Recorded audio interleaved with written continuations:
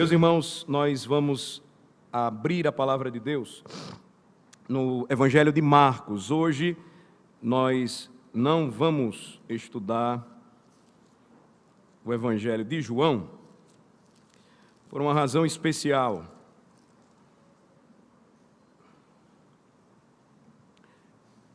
Marcos capítulo 10, a partir do versículo de número 13. Vocês conhecem bem esta passagem.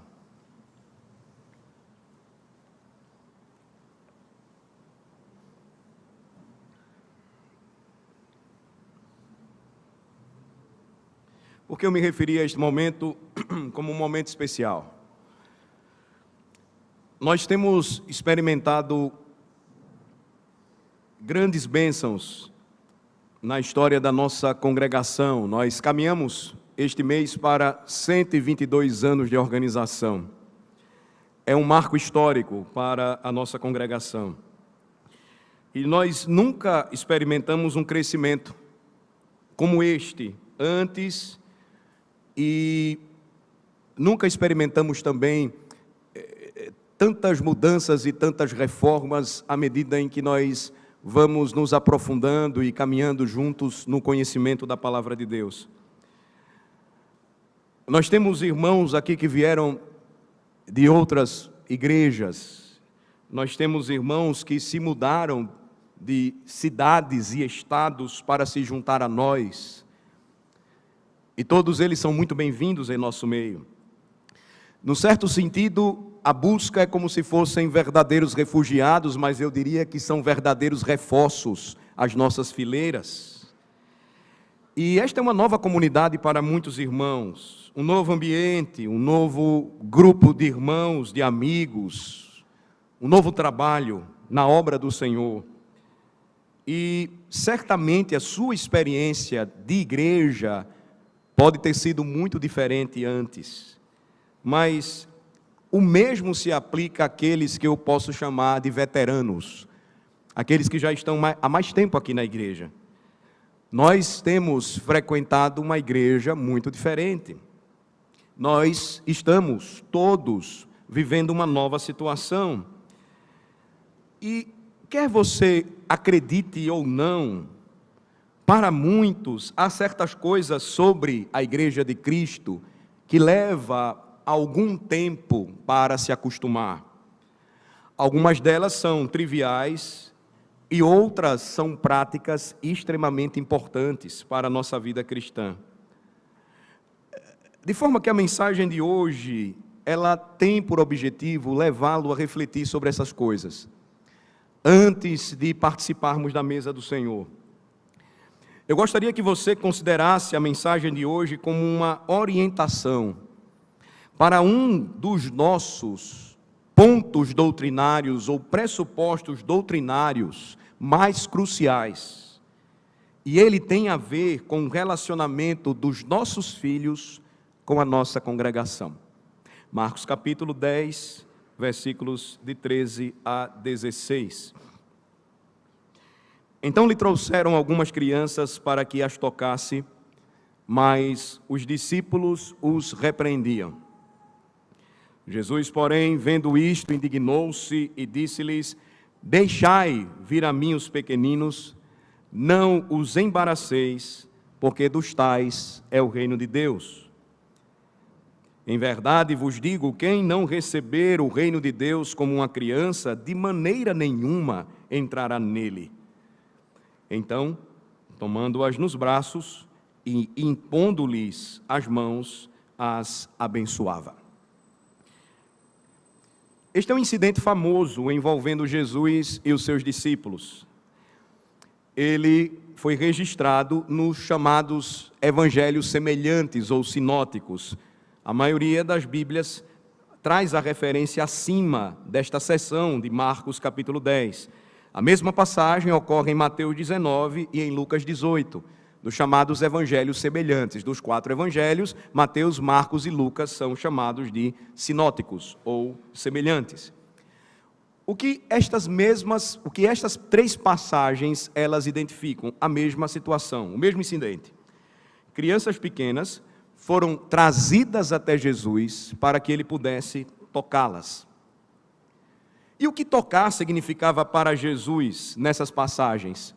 Os textos vão nos mostrar que tocar nessas crianças para ele representava muito a forma como ele respondeu ao impedimento daquelas crianças chegarem até ele, revela o que significava para Jesus tocar aqueles pequeninos. Ele tomou as crianças nos braços, diz o versículo 16, ele colocou aquelas crianças, ele impôs sobre aquelas crianças as suas mãos, ele colocou sobre elas as suas mãos, e o versículo 16 então diz que ele as abençoou, ou as abençoava. Em Mateus, você tem a referência, no versículo 15 do capítulo 19, que ele também impõe a mão, do mesmo jeito que Marcos, ou seja, a ideia de que ele estava cobrindo-as com a sua bênção. No relato de Lucas, no Evangelho de Lucas, nós vemos que a vinda ou a chegada daqueles pequeninos até Jesus só poderia ser realizada se alguém estivesse disposto a levá-las até ele. Por que razão? Veja, lá no Evangelho de Lucas, a palavra para se referir às crianças, na língua grega, a língua em que o Novo Testamento foi escrito, a palavra significa que aquelas crianças, elas eram bebês. A palavra usada é a mesma palavra que nós conhecemos como bebezinhos. E nesse caso, veja, não havia nenhuma diferença entre vir e ser trazido até Jesus. Aquelas crianças precisavam que alguém as conduzisse até ele. Agora, irmãos, em todos os três relatos, Mateus, Marcos e Lucas, o que é que nós vemos? E esse é um detalhe importante. Os discípulos eram homens adultos bastante ocupados. E eles repreenderam aqueles que estavam trazendo os bebês ou as crianças até Jesus. É como se eles dissessem: vocês não estão vendo, vocês não estão percebendo que o rabi, o mestre, ele tem muitas outras coisas para fazer, ele está muito ocupado para se preocupar com bebês. Então, no relato de Marcos, como vocês viram comigo, o versículo 14 diz que Jesus ficou muito descontente com o que eles fizeram. O versículo 14 diz que quando Jesus viu a atitude dos discípulos, e lembrem-se, eles eram adultos, se consideravam maduros e sábios, Jesus ficou indignado com aquela postura. E observem que esta passagem, ela nos traz lições importantes nesta manhã, com relação à presença dos nossos filhos em nossa congregação, com relação à maneira como nós tratamos os nossos filhos no meio da igreja, como nós os enxergamos no meio do povo de Deus. Se você deseja obter o mesmo tipo de reação que Cristo teve com relação aos seus discípulos, tente se colocar entre ele e uma criança. Tente fazer isso. Tente impedi-lo de vir à igreja por seus gostos, por seu orgulho e por suas vontades. Tente impedi-lo de vir à igreja quando você, por alguma razão, achar desnecessário trazê-los até a igreja. Meus irmãos, nós somos presbiterianos. Isso significa alguma coisa para você? Talvez para você que não seja presbiteriano não signifique muita coisa. Significa que nós somos parte da igreja de Cristo e que aprendemos com os nossos pais a levar muito a sério esta doutrina. Mas sabe o que está acontecendo em nossa denominação? Recentemente eu fiquei informado que em um dos nossos estados brasileiros, uma igreja presbiteriana, sim, federada à nossa igreja, está construindo um templo ao lado do templo original, porque naquele outro templo vai ter um culto só para as crianças. Um ministério infantil, é o que chamam. A ideia é tirar as crianças do meio do culto, porque elas atrapalham muito. Dá trabalho criar um menino e ensiná-lo a se comportar no culto. É mais fácil trazer brinquedos para entretê-lo, meter o celular na frente dele para ele ficar mais louco ainda, cheio de dopamina, igual um zumbi. Dá um monte de atividades para distraí-lo e não ensiná-lo que ele é precioso para o Senhor. De nada adianta você ensinar isso lá fora, se você não faz aquilo que o Senhor Jesus manda. Você quer receber a mesma reação de Cristo, a mesma que ele teve com relação aos seus discípulos em Marcos 10. Tente se colocar entre Cristo e o seu Filho. Tente fazer isso. Nos 3 relatos, então, irmãos, Jesus exige que permitamos que as crianças sejam trazidas até a sua presença. E qual é a razão que ele dá? Veja, a razão para este padrão estabelecido por Jesus, versículo 14, é que delas é o reino de Deus. Olhem novamente para o versículo 14. Jesus, porém, vendo isto, indignou-se e disse-lhes: deixai vir a mim os pequeninos, não os embaraceis, porque dos tais é o reino de Deus. Jesus então dá um padrão para o seu povo. Delas é o reino de Deus. Jesus não diz nada como, bem, afinal, as crianças são uma zona livre de teologia. Elas não precisam aprender teologia, elas não precisam aprender Bíblia, elas não precisam aprender catecismo, elas não precisam aprender a adorar o Senhor. Deixe isso para depois. E eu afirmo aos irmãos, categoricamente, não foi isso que o conselho presenciou no exame de ontem. O que nós presenciamos foi que muitos filhos de pais crentes já poderiam ter sido examinados muito cedo. Muito cedo. Pela maneira como declararam a sua fé. Pela forma como falaram tudo aquilo que eles criam a respeito de Cristo. Pelo entendimento que eles tinham que eles faziam parte da igreja e eles não viviam a parte dela. Obviamente, um conselho de presbíteros examina os candidatos. E nesse exame, tanto pessoas mais velhas como pessoas mais novas podem, por um momento, diante do exame, serem consideradas inaptas. Precisam passar mais um pouco de tempo. Mas isso não quer dizer que é para sempre. E além de tudo, irmãos, veja, além de tudo isso, Jesus nos ensina algo aqui que nós adultos ainda teimamos em fazer. E eu diria isso com muita ousadia. Eu diria isso com muita ousadia diante do que o versículo 15 fala a respeito da palavra de Deus.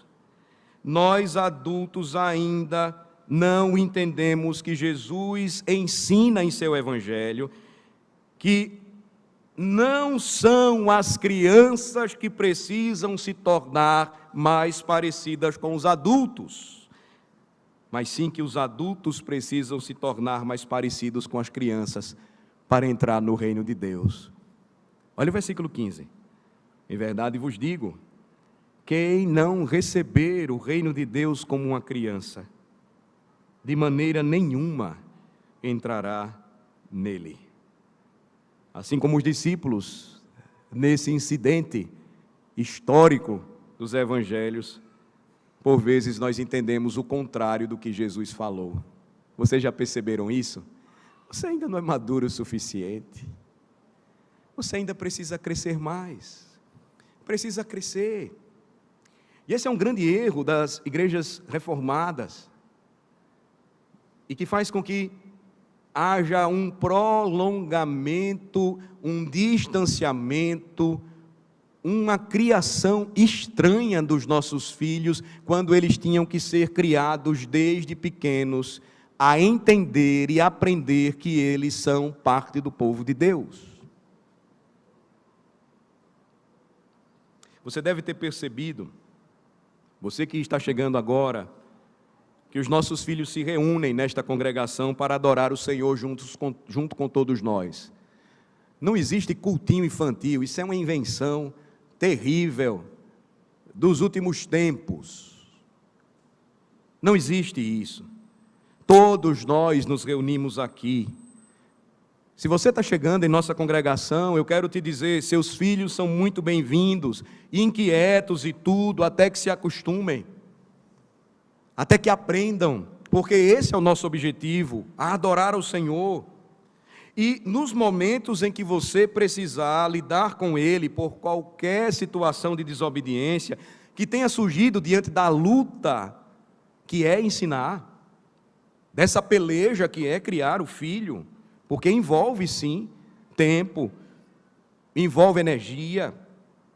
Sinta-se à vontade para sair com ele e depois voltar. Você precisa entender como isso funciona. Você precisa entender que à medida em que o seu filho cresce, nas diferentes faixas etárias, por um momento você vai precisar sair com ele. Às vezes você não vai poder ainda sentar muito à frente, você pode sentar mais atrás para facilitar isso, depois você volta e ele vai acostumando, você vai ensinando. É a experiência que a gente vivencia aqui. E isso deve ser encarado com muita calma pelos mais velhos, porque quase todos aqui já passaram por aquilo que os pais mais jovens hoje estão passando. Não se preocupem com um pregador, que o pregador sabe lidar com isso. Não se preocupem com os pais, a não ser que vocês busquem oferecer algum tipo de orientação. Meus irmãos, nós somos uma comunidade do pacto. E às vezes nós entramos aqui e saímos como se pensássemos assim, não temos responsabilidades uns com os outros. Não temos. Veja, se uma senhora mais velha percebe algum desvio de comportamento de uma jovem, o que é que a Bíblia diz? Para fofocar? Para falar mal? Para falar pelas costas? Para chamar e conversar. Minha filha, isso não é roupa adequada para uma moça. Minha filha, use roupas que cubram o seu corpo, não mostrar a barriga, não mostrar as costas, não mostrar as pernas, roupas muito apertadas estão mostrando o glúteo. É só falar, mas a gente não tem esse entendimento de comunidade. A mesma coisa com a criação de filhos. Você chega e fala. Eu já corrigi muitos rapazes aqui que usavam calças apertadinhas. Tem que falar, homem para homem. Ah, pastor, eu estou pensando em casar só em 2030. Oxe, rapaz, você já tem condições, tem que casar ano que vem ou casar no próximo mês. Tem que falar, conversar, orientar, é o papel dos mais velhos. Às vezes a gente não faz isso. E com respeito ao filho, aquele menino é o pé da besta, não se comporta, anda que nem um rato por debaixo dos bancos, a gente não fala nada. Às vezes chega e falta a orientação, às vezes nunca teve a orientação. Observem que viver em uma comunidade do pacto lida com muitas coisas práticas que às vezes nós deixamos passar. Seus filhos são muito bem-vindos e os mais velhos precisam oferecer as orientações que são necessárias para aqueles que estão chegando. As chaves do reino dos céus, a Bíblia diz, são mantidas pelos presbíteros da igreja e não pelos pais. Vou repetir. Há uma doutrina importante na Bíblia que é a doutrina das chaves do reino dos céus. A fé reformada desenvolveu essa doutrina de uma maneira muito especial, ensinando que as chaves do reino abrem ou fecham as portas para os pecadores. Quem é o Senhor das chaves? Aquele que tem as chaves da morte e do inferno, é Jesus Cristo. Ele é o Senhor da igreja. Como Cristo governa a igreja? Ele governa a igreja por meio de servos ordenados, os presbíteros. estes homens são investidos de autoridade para governar. Como eles governam? Segundo o livro da palavra, o livro da lei, a palavra de Deus. Eles não podem governá-la à parte da palavra. Logo, a doutrina das chaves ensina que, quando alguém é admitido à igreja, quem faz isso? Os presbíteros. Quando alguém é excluído da igreja por questões disciplinares, quem faz isso? Os presbíteros. Então, as chaves do reino são mantidas pelos presbíteros da igreja e não pelos pais. De modo que é responsabilidade do nosso conselho zelar pela pureza da palavra e pela integridade dos sacramentos. É responsabilidade do conselho de presbíteros. E se o seu filho foi batizado e posteriormente professar a sua fé, ele poderá vir à mesa e se juntar a nós. É o ensino da palavra de Deus. Nós somos pactuais, nós não somos supersticiosos. Então, esta é uma decisão, irmãos, importante. A maneira como nós recebemos o ensino do nosso Redentor e entendemos a presença dos nossos filhos na igreja.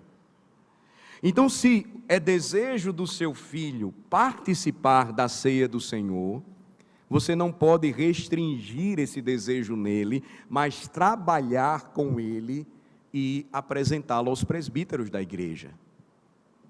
E os presbíteros, lembrem-se que têm as chaves, verificarão se eles podem ser recebidos ou não, como qualquer outro que se apresente.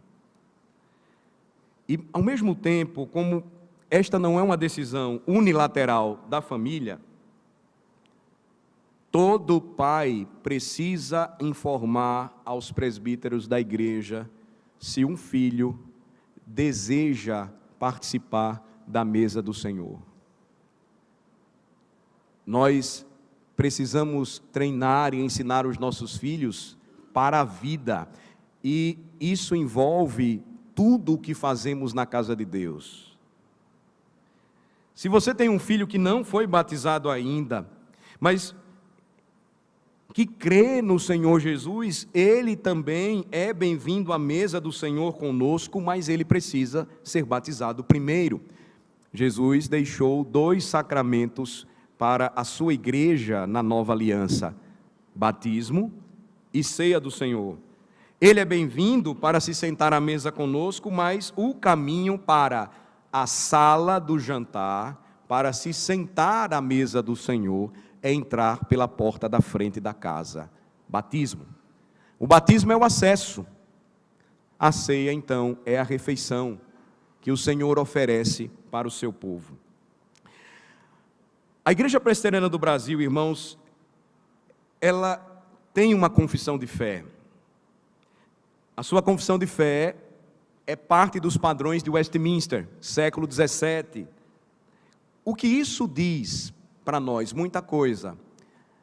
A nossa confissão de fé, como presbiterianos, é uma confissão pedobatista. O que isso quer dizer?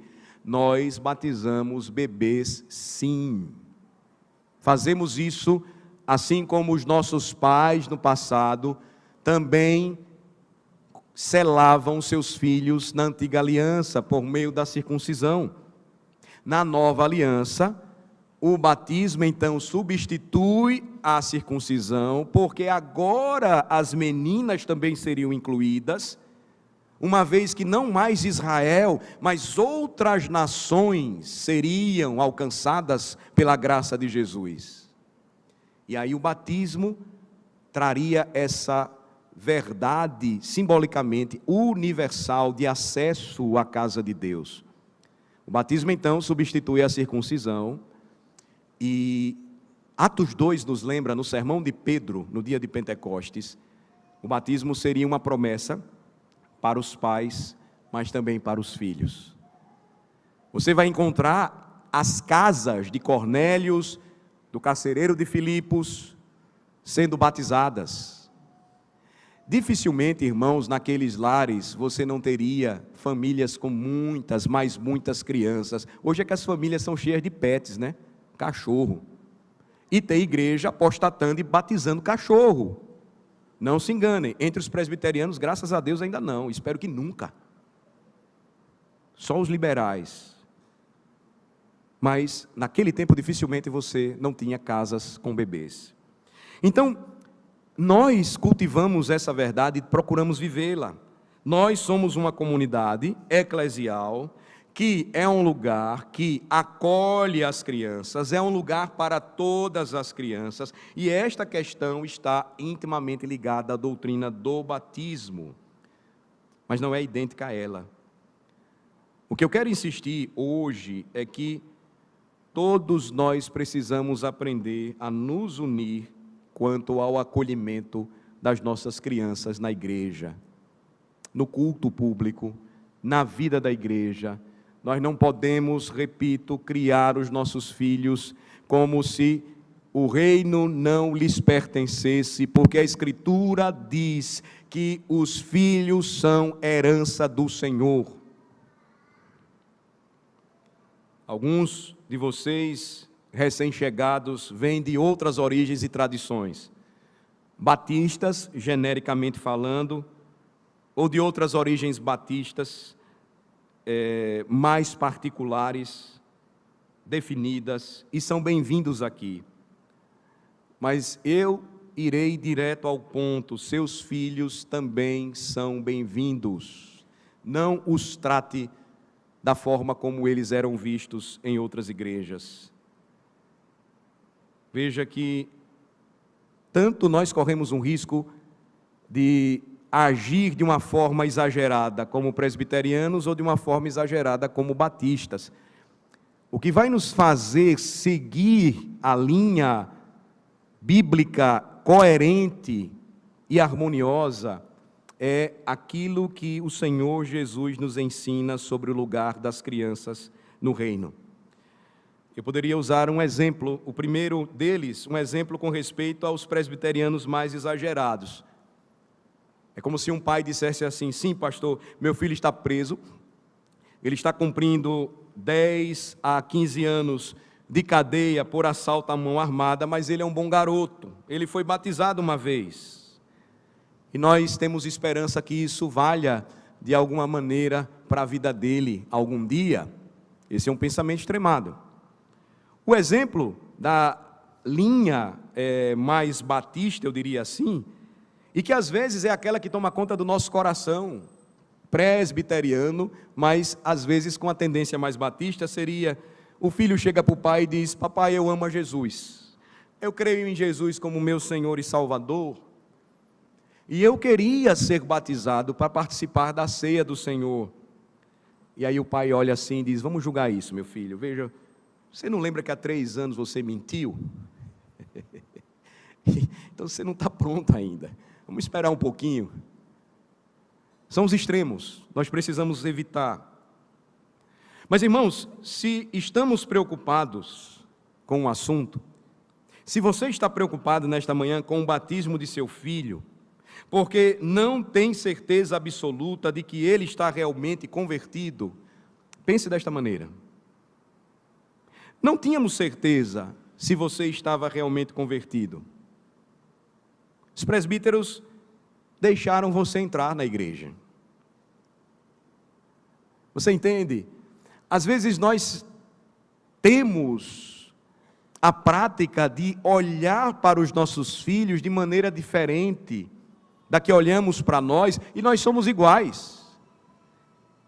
Muitas vezes os nossos filhos refletem aquilo que verdadeiramente nós somos. Então, qual é a sua tarefa como um pai cristão? Qual é a sua tarefa como uma mãe cristã? Eu já disse isso em um sermão, acho que já tem 1 ano ou mais. Sua tarefa como um pai cristão não é semear dúvidas no coração do seu filho. Sua tarefa é ensiná-lo a crer. É isso que você deve fazer. Comece ensinando desde cedo a ele decorar o catecismo. Comece, faça isso. Você vai perceber, claro, nós sabemos disso. Não precisa ser expert, estudado no assunto para entender isso. Você ensina o catecismo naquela fase que a criança, miudinha, diz tudo. Diz salmos, passagens da Bíblia, diz tudo, as perguntas do catecismo ela responde. E você acha que naquele período ela entende? Ela vai gravando aquilo tudinho ali, ó, vai ficando ali. Quando ela fica maior, aí você diz assim: filho, o que é a doutrina da justificação?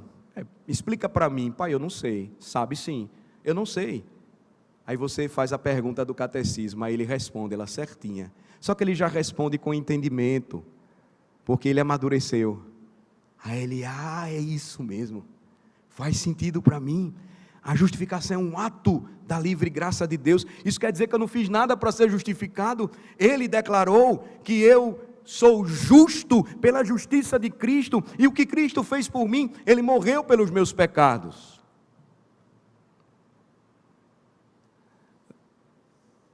A nossa tarefa enquanto pais é ensinar os nossos filhos a crer.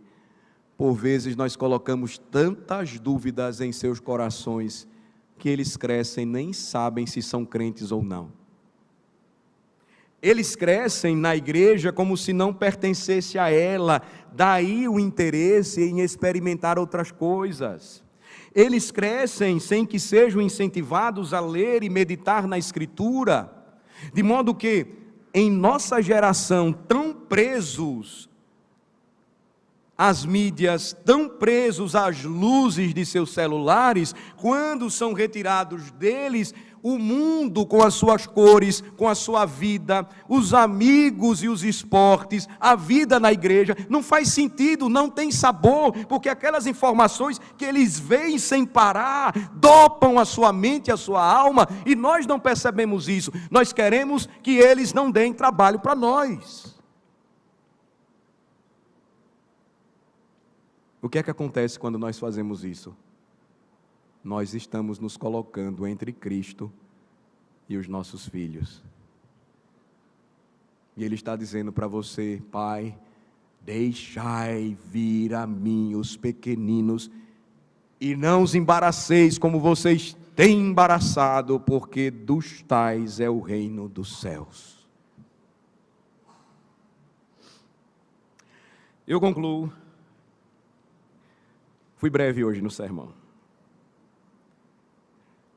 Eu concluo dizendo que a nossa igreja não é um clube religioso. E você não pode ensinar o seu filho a pensar assim. A nossa igreja não é uma sociedade teológica que se reúne todos os domingos para trocar conhecimento. Não. A nossa igreja é parte do corpo de Cristo. Nós somos o corpo de Cristo. E, portanto, meus irmãos, vir adorar o Pai significa que estamos vindo para Cristo e através de Cristo para servi-lo em culto.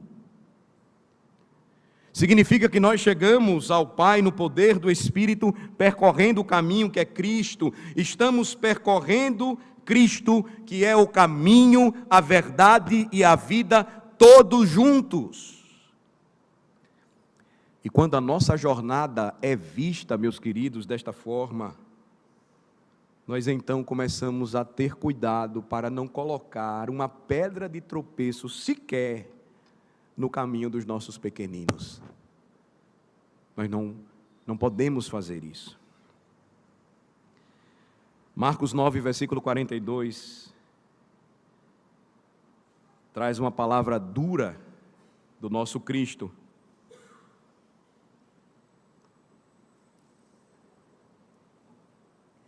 E quem fizer tropeçar a um destes pequeninos crentes, melhor lhe fora que se lhe pendurasse ao pescoço uma grande pedra de moinho e fosse lançado no mar.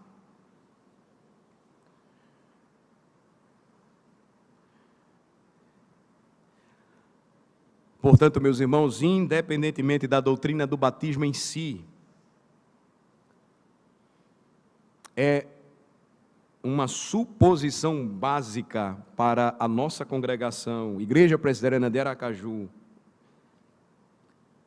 que seria muito melhor para nós admitirmos um falso professante como membro do que excluir um verdadeiro irmão. Mas, pastor, como é que o senhor fala uma coisa dessa? O conselho examina a gente, que depois de batizada, no outro domingo não aparece. Falso professante. Teve como a gente chegar até o mais profundo do coração daquela pessoa? Não. Passou o tempo conosco, cumpriu todas as exigências, fez tudo direitinho, respondeu satisfatoriamente, foi batizado, professou a fé, depois sumiu. Existe um limite até onde nós podemos ir, e eu repito, é melhor admitirmos um falso professante como membro do que excluir um verdadeiro irmão. Por vezes, sem reservas, podemos receber pessoas assim, ao mesmo tempo que excluímos os nossos filhos da mesa. Porque nós não os ensinamos a crer. Esta é uma verdade que nós precisamos cultivar em toda a congregação. E por que nós deveríamos fazer isso? Que é o pastor Alan que está falando. Porque nós nunca deveríamos desejar que Cristo ficasse chateado conosco, descontente conosco, indignado conosco.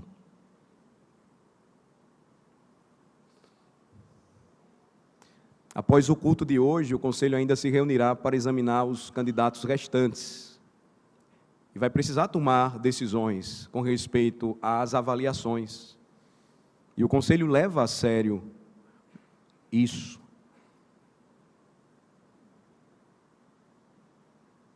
Os pais precisam levar a sério o que está acontecendo. Nós precisamos entender a decisão importante que muitos dos nossos filhos tomaram. É algo novo para nós? Talvez. É desafiador para a nossa congregação? Certamente. Mas, pais, não tenham medo de fazer aquilo que Jesus manda. Agora, lembrem-se, nós podemos pagar um preço também por não fazer o que Jesus manda. Vamos orar. Ó Deus nosso Pai, que está nos céus, ajuda-nos a recebermos nesta manhã a palavra de Cristo. E perdoa-nos porque, por vezes, nós queremos impor o nosso entendimento de como o Senhor vê os nossos filhos na igreja e esquecemos do que o Senhor nos diz. E se não nos fizermos como crianças, jamais entraremos no reino dos céus. Assim, Senhor, perdoa-nos quando não temos gastado tempo com os nossos filhos, ensinando-os a crer naquele que é o Senhor da nossa casa, o Senhor dos nossos filhos, Jesus Cristo, ensinando-os que Ele morreu pelos nossos pecados e pelos pecados dos nossos filhos, que todo aquele que nele crê tem a vida eterna. Perdoa-nos, Senhor, quando temos sido embaraço para eles, nos colocando entre Cristo e eles, porque nos achamos mais importantes do que o Senhor. E assim os nossos filhos tomam um rumo errado na vida, porque nós fizemos tudo errado. Lembra, Senhor, das nossas orações e perdoa-nos, a fim de que possamos enxergar em tudo isso mais uma vez a oportunidade que nos dás por Tua palavra, da mudança verdadeira por meio do arrependimento, da convicção e confiança verdadeiras por meio da fé. Em nome de Jesus é que oramos. Amém.